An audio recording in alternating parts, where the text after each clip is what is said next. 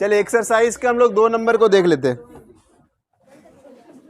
1 number आसान है ना, 2 नंबर लिखा हुआ, यदि एक समांतर चतुर्भुज के विकर्ण बराबर हो, क्या चीज बोला? क्वेश्चन नंबर 2 है, क्या दिया हुआ है कि समांतर चतुर्भुज है। क्या है? आप भी एक क्या करेंगे उसी तरह से, हल्ला नहीं, आप उसी तरह से क्या करेंगे, एक समांतर चतुर्भुज बना लीजिए। ए बी सी डी दिया है, ए बी सी डी एक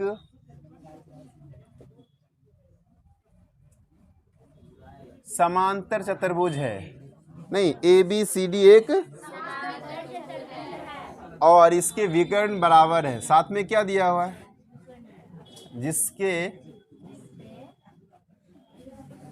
विकर्ण का हो जाएगा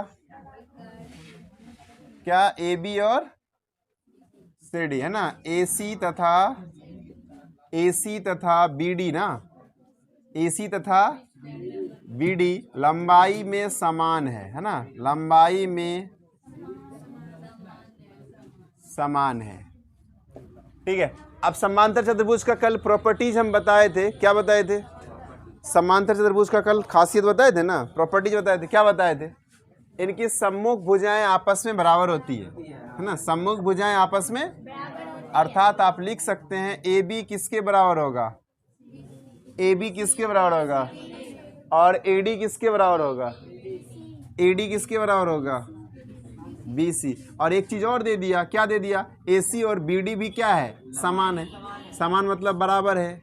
नहीं, समान मतलब नहीं। अब देखो आगे सिद्ध क्या करना है,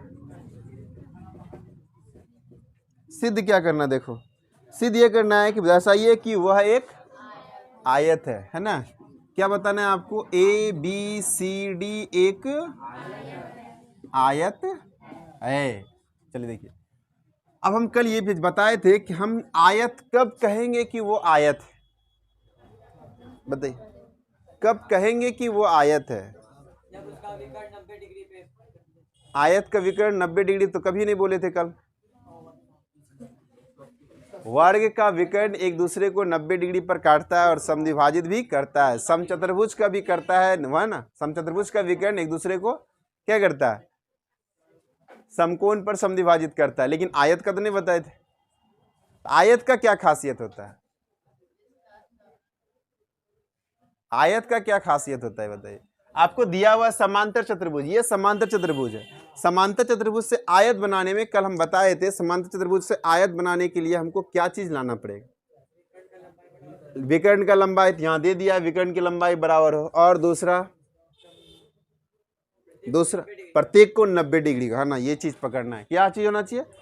प्रत्येक कोण 90 डिग्री का होना चाहिए। अगर हम ये सिद्ध करने में कामयाब हो गए है ना कि इसका प्रत्येक कोण 90 डिग्री है, यानी कोण ए, कोण बी, कोण सी, ये सभी कोण आपस में 90 है, तो हम ये 100% कह सकते हैं। विकर्ण तो पहले बोल दिया बराबर है ना। अगर हम प्रत्येक कोण 90 डिग्री साबित करने में कामयाब हो गए तो ये कह सकते हैं कि ये 110% क्या है? आयत है। क्या करेंगे हम लोग इसको? आयत। तो अर्थात आपको यहाँ ये सिद्ध करना है कि कोण ए, कोण बी है ना, कोण सी, कोण डी, ये सभी कितने हैं? ये सिद्ध करेंगे तो ये ऑटोमेटिक हो जाएगा। तो अब क्या करेंगे हम लोग यहाँ पर? देखते हैं प्रमाण में, प्रमाण में देख लेते हैं है ना। प्रमाण में क्या दिख रहा है आपको? यहां से लीजिए, हम लोग 2 त्रिभुज की पहले चर्चा करेंगे। एक त्रिभुज दिखा यहां से, क्या दिखा? कौन सा त्रिभुज? नाम बोल। ए बी, तो वही लिखिए, त्रिभुज ए बी डी तथा त्रिभुज, एक त्रिभुज इधर से ले लीजिए, ए बी डी है ना, यहां से नहीं है ना, ए बी, तो बी ए है ना, बी ए सी है ना। ये दोनों त्रिभुज की हम लोग चर्चा करते हैं यहाँ पर, ध्यान दीजिएगा है ना। सबसे पहले इस त्रिभुज को लिए हम लोग, लिए ना, ए बी डी।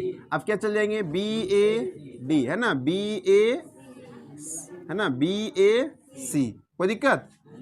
अब देखिए इस त्रिभुज की अगर हम बात करेंगे तो यहाँ पर आपको क्या दिखेगा, इस त्रिभुज में ये भुजाएं और इस त्रिभुज में ये भुजाएं आपस में बराबर है नहीं है। ध्यान से देखो, एक एक चीज़ अगर ध्यान से देखोगे तो ईजी होते चला जाएगा। और एक दिन में चाहोगे हम क्या, हाँ अंबानी बन जाए तो पॉसिबल नहीं है ना, एक एक सीढ़ी पर आपको चढ़ना पड़ेगा। तो यहाँ पर हम बात करेंगे इस त्रिभुज में ए बी डी है ना, त्रिभुज ए बी डी और बी ए सी में ए डी जो है ना, ए डी बी सी के बराबर है और यहाँ वो चीज़ दिया हुआ है। ए डी किसके बराबर है, कहाँ से आया, दिया है, कोई दिक्कत नहीं। अब क्या करोगे, देखो ये बी सी तो सॉरी ए बी तो दोनों में है, नहीं ए बी किस में है, ये त्रिभुज ले रहे हैं फिर भी ए बी आ रहा है और ये त्रिभुज ले रहे हैं फिर भी ए बी आ रहा है। तो ए बी कहाँ आ गया, दोनों में, ए बी कहाँ आ गया, तो जब दोनों में आता है उसको हम लोग क्या कहते हैं, ओवरिस्ट कहते हैं।